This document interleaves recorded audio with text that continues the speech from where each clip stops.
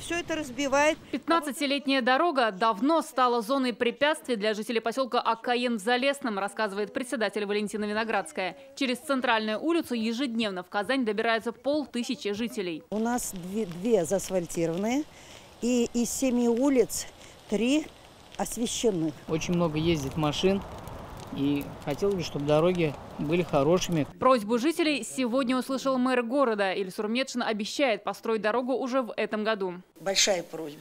Помогите, пожалуйста. Но мы в этом году запланировали. Если речь про улицу там... Да, проблем нет. Хорошо. Дороги и освещение в топе самых актуальных проблем для поселков. Об этом мэру Казани за круглым столом рассказывают руководители крупных территориальных общественных советов. Встреча организована по случаю Дня местного самоуправления. У нас с городом соединяет только одна асфальтированная дорога 3,5 километров. Она идет через лес, через кладбище.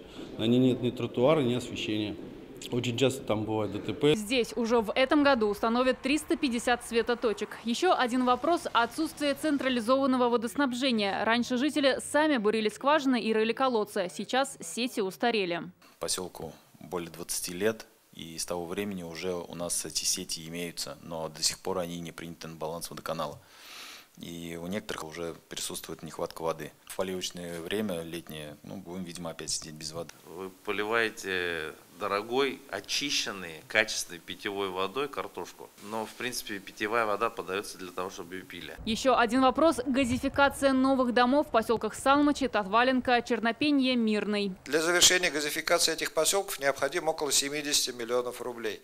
По всем этим улицам 13 заявок подано для включения в программу газификации Республики Татарстан. А жители поселка Игумново просят сохранить исторические дубовые леса. Ильсур Метшин обещает включить вопрос в федеральную программу по защите Волги. Только за последние 14 лет в Казани число поселков увеличилось чуть ли не в 2 раза. Сегодня эта цифра составляет 97. Здесь проживает почти 20% от всех жителей Казани. Однако за развитием поселков не поспевает ни социальная, ни инженерная инфраструктура. Решить проблемы жителей власти Казани планируют в ближайшие 5 лет. И здесь город рассчитывает на помощь будущего Института пространственного развития Татарстана. О его создании Рустам Минниханов заявил в марте. Что такое Казань? Большая семья. Каждый из вас семьянин. В вашей семье внук просит велосипед, дочка просит новый iPhone. Здесь ни одного волшебника нет. Столько, сколько делается в республике, в нашей региональной, президентские программы, городские программы, этого и близко нет в соседних регионах. Поселки города по инфраструктуре отстают от столицы. Сегодня решили, чтобы этот разрыв сократить, ими надо заниматься целенаправленно. Сейчас курировать благоустройство поселков будет Искандер Гиниятуллин. Наталья Мезина, Рамзиль Гарипов, ТНВ, Казань.